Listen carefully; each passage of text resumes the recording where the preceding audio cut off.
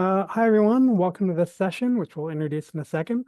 This is the first time block on the first day of TPS Fest, so um, hopefully everything will go smoothly. So welcome to TPS Fest 2025. So this is something that happens every year since 2014. It's free, and we get together to share and learn ideas from each other. Um, so we're gonna have some presentations here, and then we're gonna get into some conversations and other idea sharing. The TPS Collective is really the sort of name given to the organically coming together TPS community.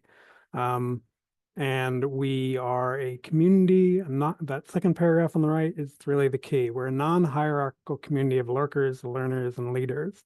So it's an amorphous thing, and that comes with good things, and it comes with other confusions. And here we are at TPS Fest. If you want to learn more, there's that link at the bottom, new to TPS.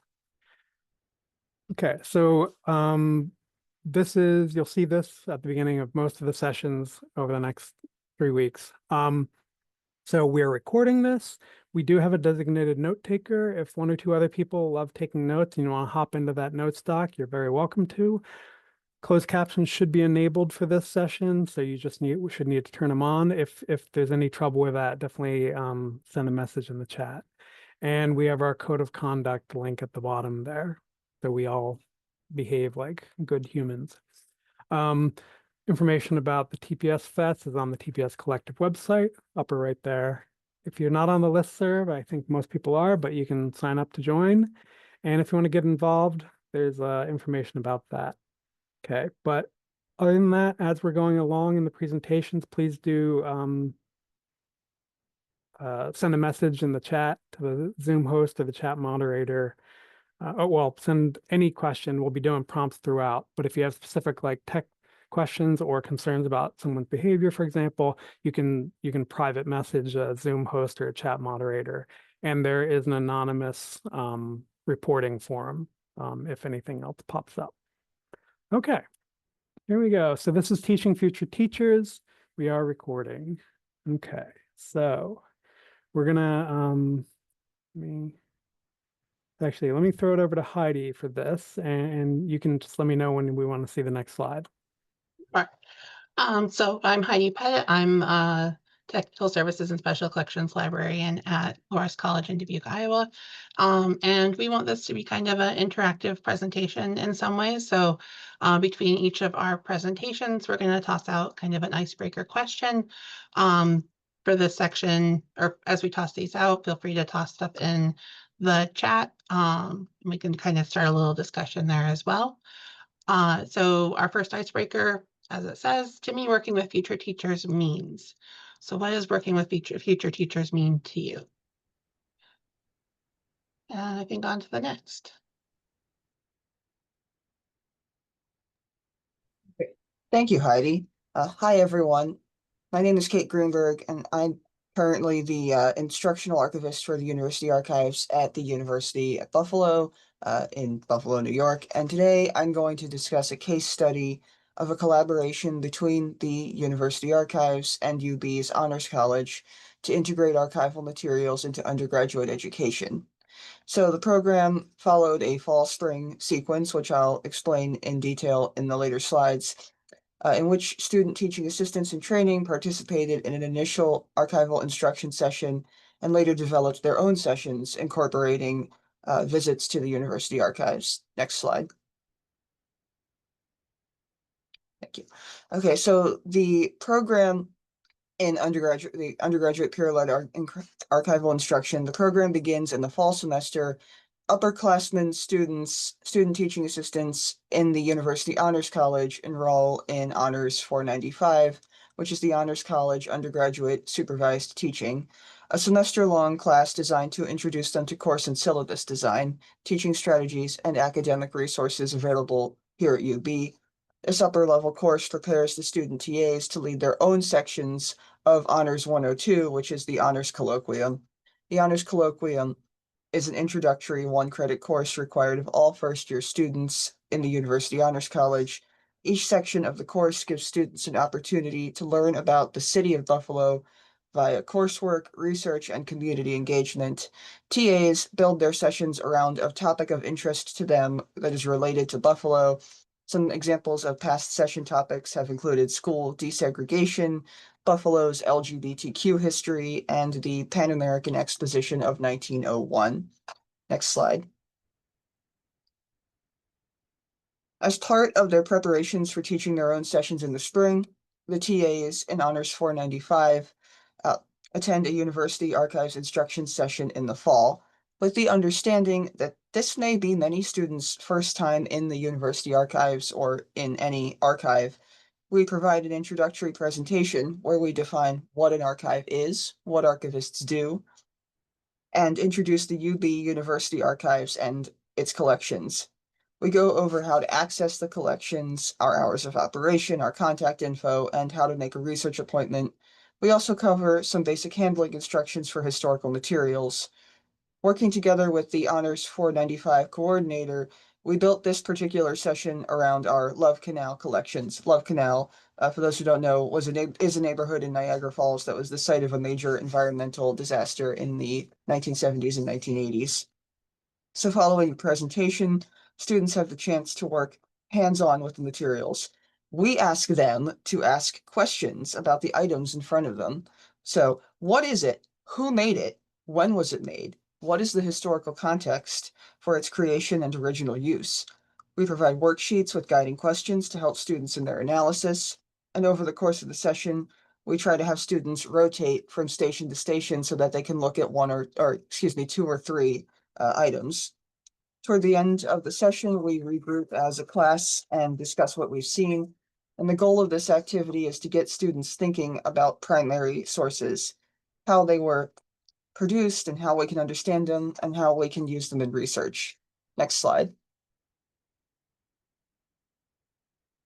So the Honors 495 introduces the student TAs to the University Archives as a resource for their research, but as a potential teaching resource as well.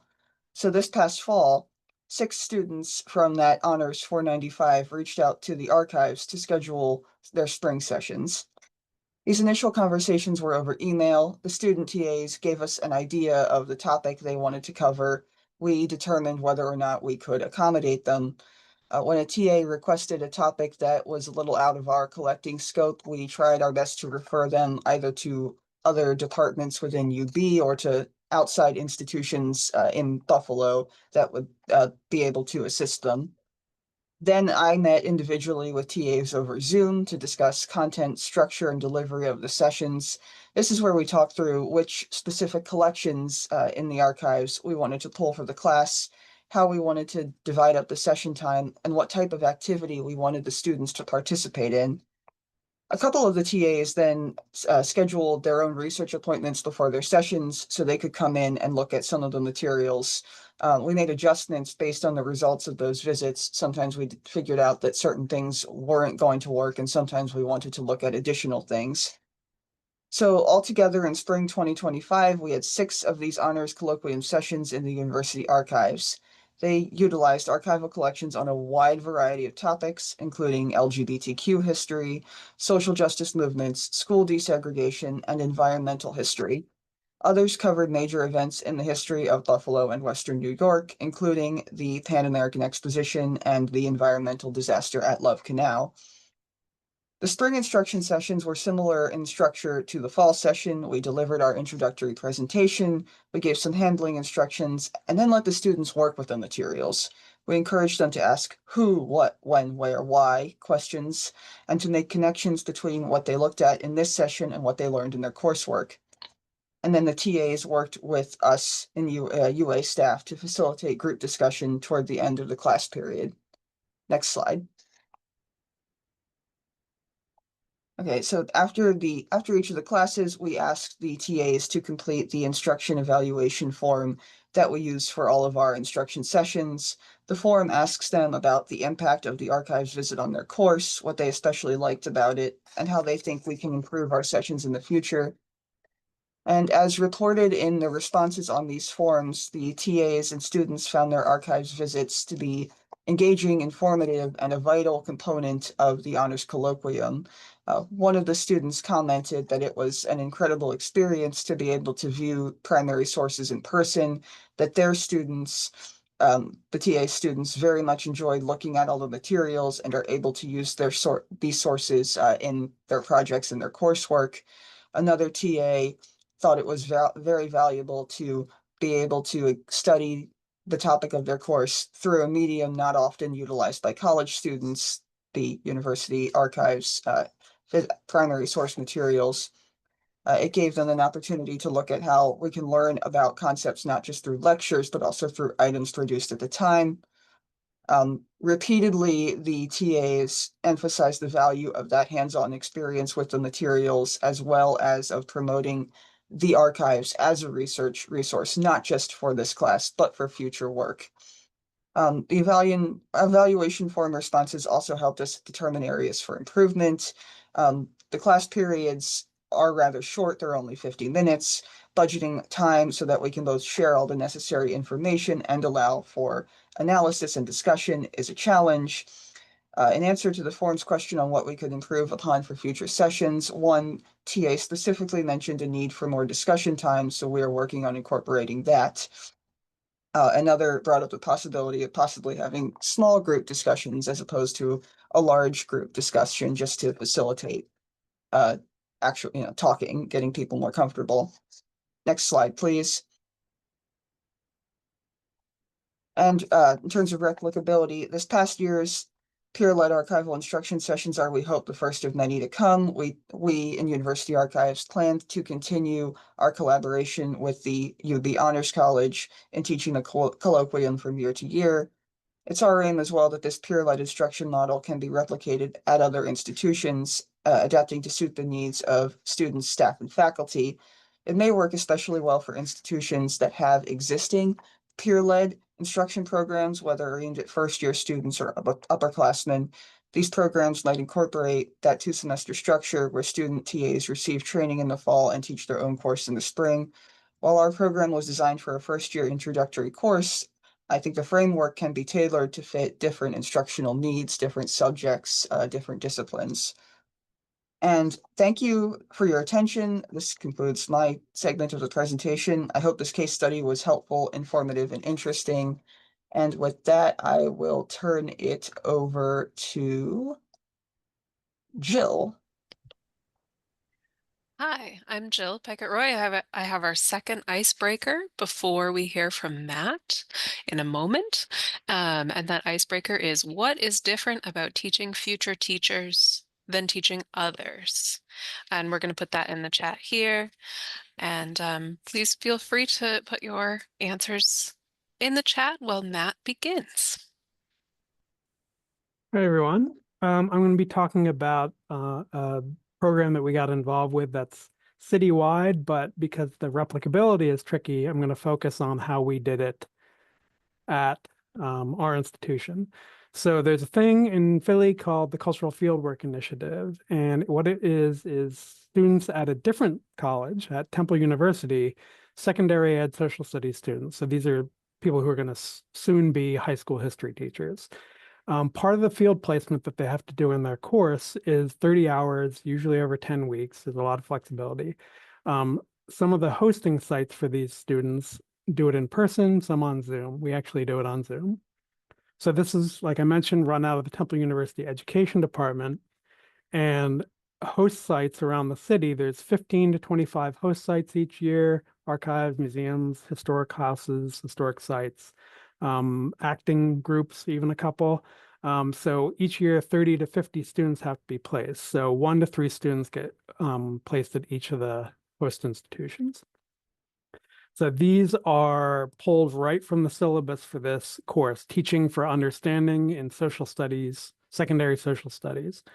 And it's about things that we're all familiar with, about critical thinking and using sources.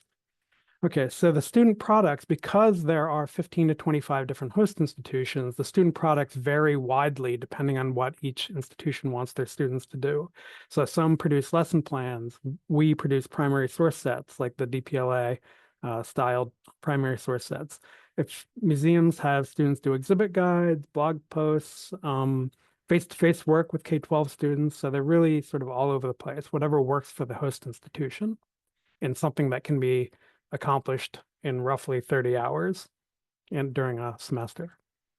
Okay, so how we work with our cultural fieldwork initiative students is we have them do two main things. We have them evaluate our digital collection site, and we have an education resources site that we created about 10 years ago. So we have them evaluate it and get feedback from a fresh set of eyes. Then we have them create primary source sets. And I'm not going to go into detail here. I think many of you might be familiar with like the Digital Public Library of America primary source sets.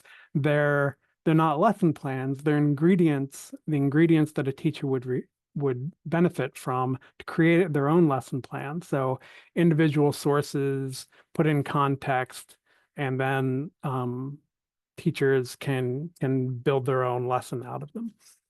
We can get into that more later if anyone's curious. So what we have done as a result of this is we've actually built a CFI curriculum. And the great thing here is that one of my coworkers who's still around here, Elliot Earl, they created this curriculum after going through this program. They got hooked on archives, and we've led them astray, and they're not a high school history teacher. They're going in a more archives direction. Whoops. Okay, so the Cultural Fieldwork Initiative curriculum, this is it in high points. I'm not going to go into detail here, but you can see some of the things here: justify value of archives, develop lesson plans or primary source sets, get the students familiarity with navigating online resources for finding sources, and then using authentic historical analysis skills. So it's really interesting for us because they are students, but they're playing the role of future teachers. So you get we get to have interesting conversations about them learning how to do it and them figuring out how they would teach how to do it. That's one of my big takeaways that I'll get into in a minute. And then this learning plan, this is the rough breakdown of what we do over 10 weeks, 30 hours total. The first section is the exposure to our digital collections. The second is where we have them go online, go into digital collection sites, identify clusters of sources that they could use to teach a certain history topic. Sometimes they start with the topic and find the cluster of primary sources. Sometimes they just sort of roam around until a topic reveals itself. So that's one thing we found is a necessary thing. It's not every topic that they would love to teach can be supported by the collections that we're having them use. So they can't necessarily do backward design. Then they create a primary source set. And then every week we're talking about what they've been learning along the way, what they've come up with so far. And then usually I end up hosting usually 3, but sometimes 2 students. And on our weekly 1-hour Zoom call, we'll run the current status of their primary source sets by each other and talk about like, oh, do you think it would be hard for students to work with that? Or what would make it easier to work with that? They would say, if these handwritten sources are not transcribed, I cannot imagine using them in my classroom, for example. Hard to hear. Okay, so high-level benefits and outcomes for us. I'm going to start with the bad news for us. They've been creating these primary source sets for the last several years, and only 1 out of probably 15 has been like ready for public consumption. So for us, it's been as much about like getting a starting point for a primary source set, and it's really more about their experience. So we're committed to supporting this program to the point that we will do it even if nothing usable comes out of it. So it has very painfully and clearly shown us that teachers will not use our digital collections. It's just too hard to navigate. Every digital collection is its own thing, content-wise and navigation-wise and all that, and it's not going to happen. that's a fun discussion for us to have later, maybe.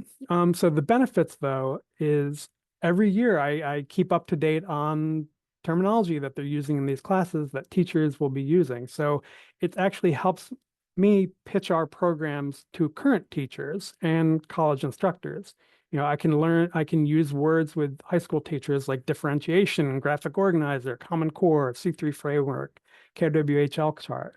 Like, these are not things I learned about. These are things I learned about from the students and the soon-to-be history teachers in this program.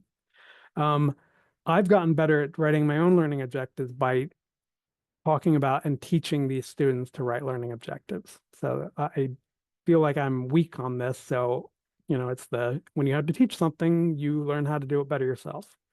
And then I think the most fun outcome for me, the best benefit, is that in any session that involves teaching with any audience, like if the group is into it enough and I have enough time, I can say, well, okay, now that you understand this, how would you teach this if you wanted the documents to do the teaching?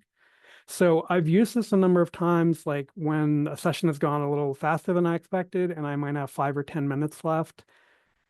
It really gets people's brains working in a different way when they have to think on the fly, like, well, okay, so I'm not going to lecture about this, but what sources tell this story the best? And then what prompts would I have for students to be able to unpack this history on their own? Okay, so that was me. And let's see. Kate, you're on tap to cue this up, I guess. Thanks, Matt. So all right, our next icebreaker is, how can teaching future teachers help staff engage with collections in new ways? I will send that in the chat. There it is. And I will turn it over to Heidi. Hi, everyone. Again, I'm Heidi Pettitt, the Technical Services and Special Collections Librarian at Loras College. And I'm going to talk about the way we work with teachers or future teachers here at Loras. Next slide, please. So the course I work with most often is our Education 335 Curriculum and Instruction in Social Studies. I included some of the course description and the outcome that most applies to their session in special collection or in our archives. But the main thrust of this course is the students in this class are learning in the classroom, kind of the basics, but then also throughout the course working with third grade students in a local elementary school. So their end products is actually a unit plan for how to teach local history to third grade students, so that they have kind of that experience going forward. Next slide, please. So yeah, this field experience is kind of the most important part of the program for our students.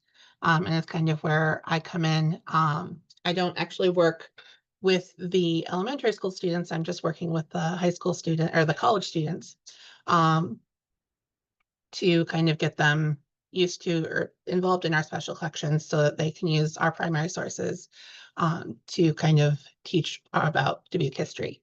Next slide, please. So for myself, when this class comes up, my first step is always to meet with a faculty member.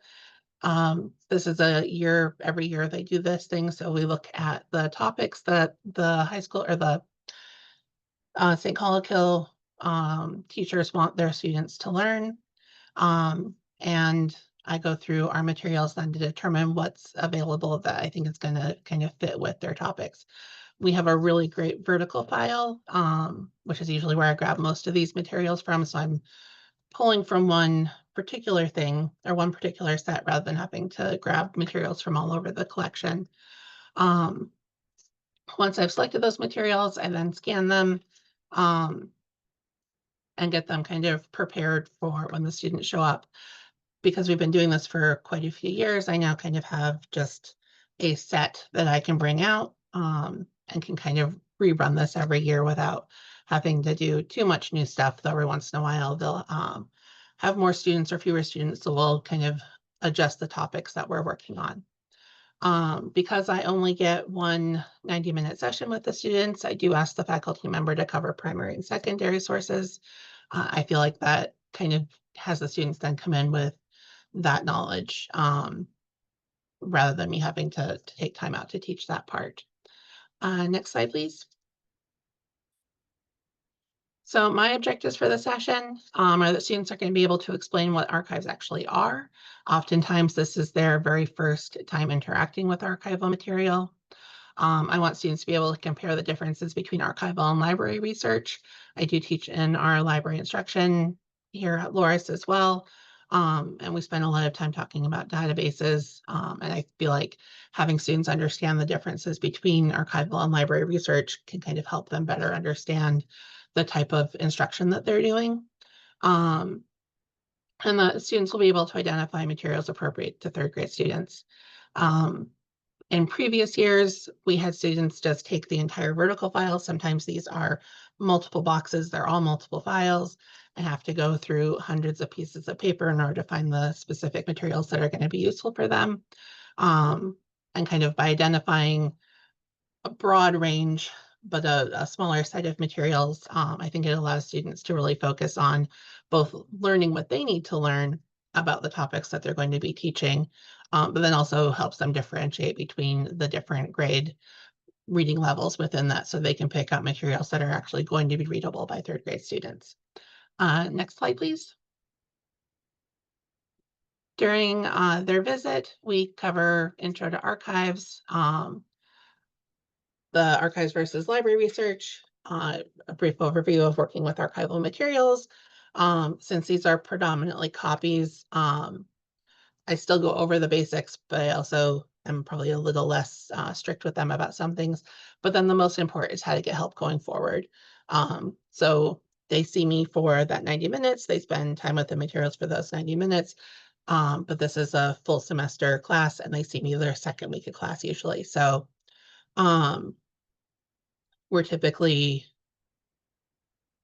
so I want to make sure they know how to come back to me when they still have additional questions.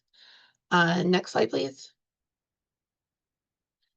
So kind of my final thoughts, the professor makes a huge difference. I've taught this with 3 different professors, including through the pandemic, and have made adjustments with each of them. But kind of the one in the middle really helped move this forward into something that's much more reproducible, and much easier for our students to come in and work with the materials, so that they don't struggle as much with the materials that they're given. One thing that I think really helps also is we have a state standard, that there is a local or state history requirement. I'm not sure that that's the same in every state. If that is awesome. But because we have that, it really encourages, really helps kind of be able to move that material into the classroom. One of the things I'd have done is digitize everything. We used to have students come here and have to photocopy everything. And then the student or the faculty member was saving some of that information, but not everything. And so there's like this mess of materials that they had in the classroom versus what I had. So I thought it'd be easier just to digitize stuff. It would save them from having to necessarily come back as often. And I'm glad I did that, but I do believe it kind of reduces some of our interaction because they have access to those materials. I don't see them coming back as often to ask questions or look for additional information the way that they did when I first started teaching this. I think that's the end of my slides. Yeah.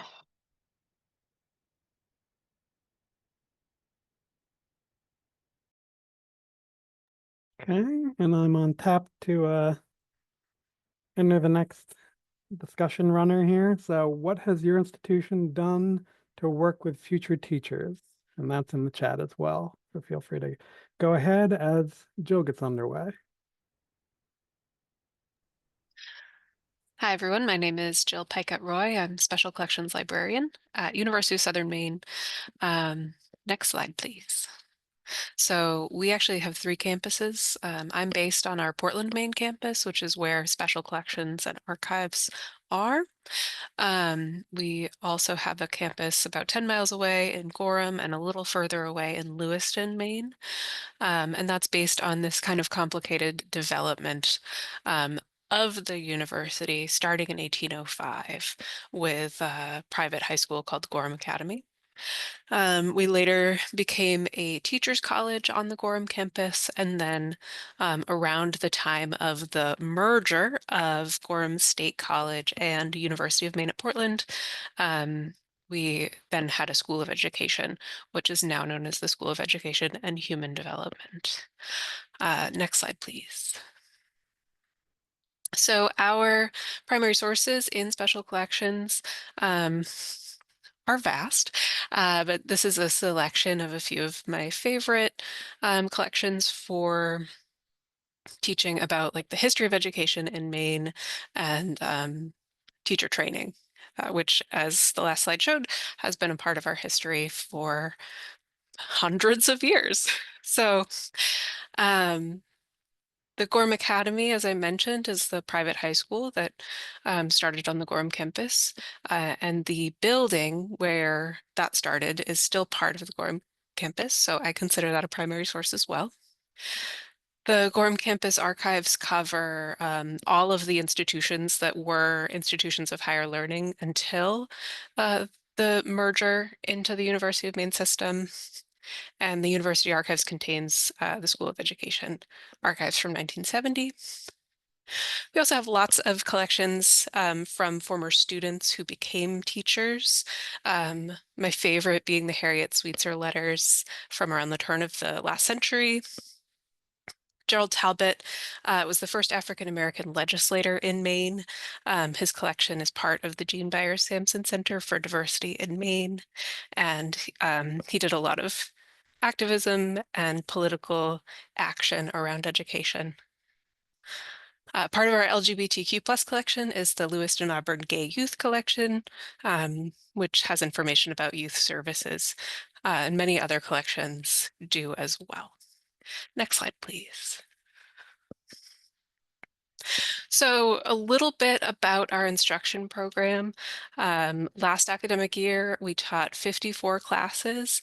This slide is really more of a teaser for another panel that I'm on later in the day, 3 p.m. Eastern, where I'll talk about our collaborative instruction with reference librarians.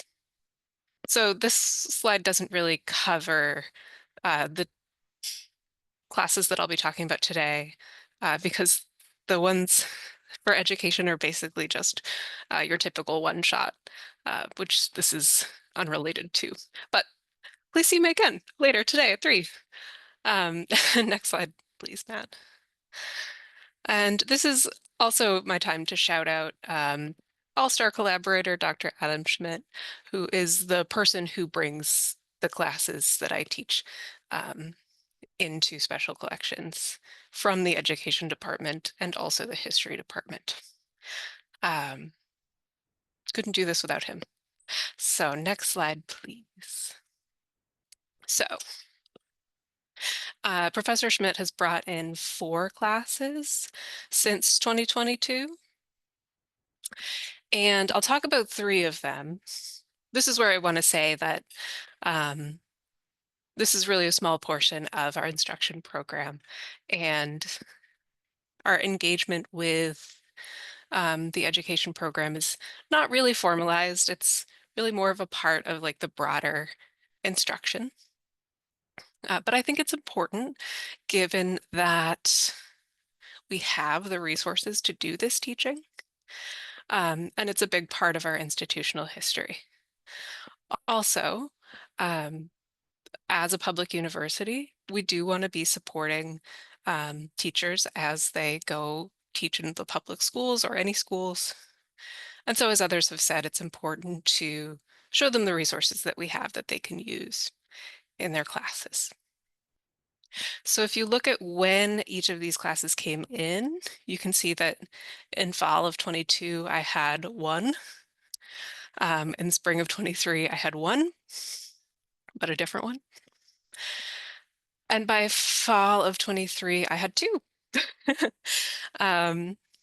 Spring of 24, I would have had two, I think, but one of them was, even though it was quite late in the season, it was a snow day, so we didn't get to see that class.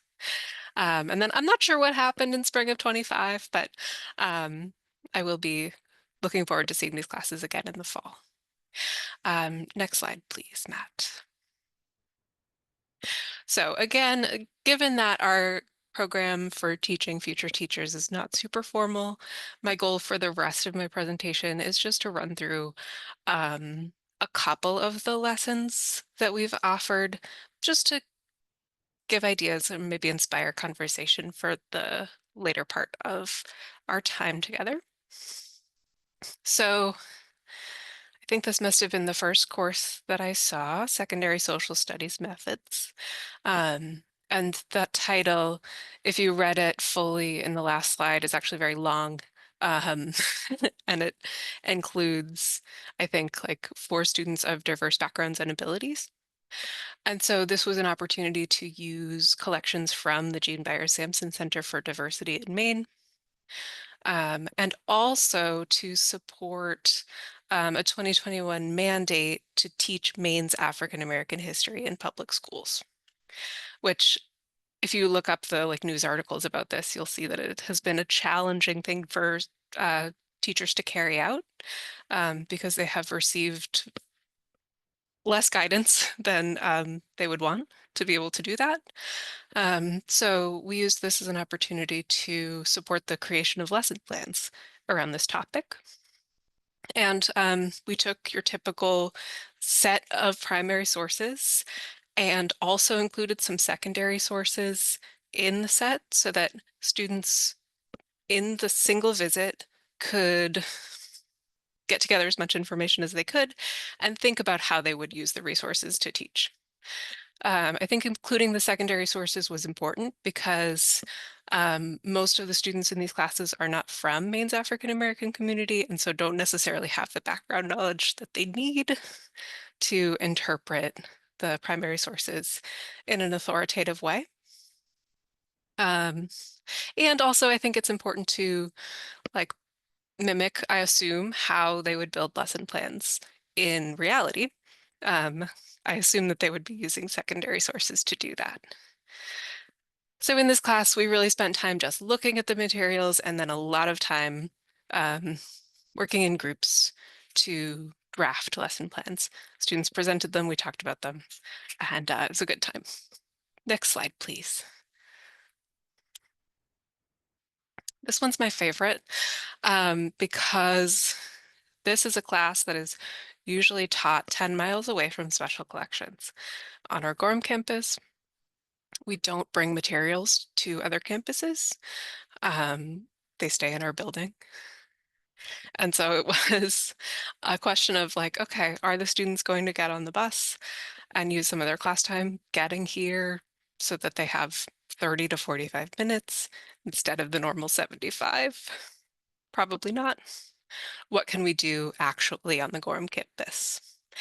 And because I have a background working with historic buildings, I thought, well, we have a primary source right there. We have the Academy building designed in this beautiful classical style, which is reflective of the values around public education at the time, and that students probably walk by every day and don't really think about. So I did bring facsimiles of certain key documents, and we would go and look at the building, stand outside, sit outside, basically have an outdoor lesson on a beautiful fall day.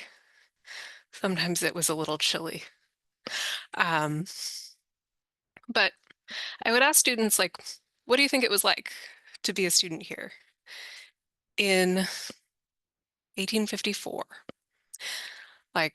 Who was walking up these steps? We're in rural Maine. And, you can probably assume what we all imagine. And the facsimiles that I would provide after this discussion show that there were a lot of students actually from Cuba which is really a part of the tradition of private schools in Maine, where there are a lot of international students, but that really stretches back to the 1850s. So it gave us an opportunity to talk about like what our expectations are of rural Maine schools versus what the realities have been, and how that might affect our teaching even today. There's another building on the campus. I won't go into that one, but there's similar stories to be told. And this is something that I'd like to develop better because I'm not like a walking tours person. So I don't have all the logistics down yet, but it's been a lot of fun to go outside and use the building as a primary source. Next slide, please. So for professional seminar and teaching, the objective is really just to support the students in developing their identity as teachers. This class is attached to the field experience that students have. So this is like both like a culmination of their work and also like a stepping off point for their work. So we use the papers of former teachers to prompt discussion of students' personal feelings about teaching. And the last time I taught this class, I really wanted to emphasize through the university archive records, like how much the universities and the legislature and professional organizations have done in the past to support teachers and how those structures look and could look and what teachers could expect from their support structures. Whether or not they're getting that now, I think it's important for them to see that those are things that have been made available in the past. And this is one of my favorite photographs from the collection of 4 women who were being trained as teachers around 1900, laughing in their dorm room, which I think is now like a classroom on the Gorham campus. So I think I have one more slide. Nope, I was editing it in the during the session. So that's okay. It's just a future direction slide. So my goal is to network with additional EDU professors. So I'm not just working with one, I can make it more of a robust program. Develop the Gorham campus lesson as more of a walking tour and less of a classroom lesson. I really want to know more about the Cuba connection and about like what it was like to be a student teacher in 1900. So I would like to find a way to encourage students to research that. And my big dream is to get a graduate student assistant to formally develop some K-12 lesson plans to support teaching Maine's African American history. So I hope that that was helpful to hear some of those lesson plans, get some ideas if you're not already doing this kind of work. And I believe that it is now discussion time, and I think Heidi is going to start us off.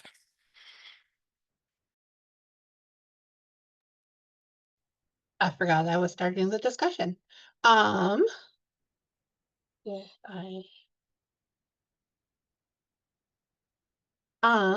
so feel free to unmute yourself, turn your video on, type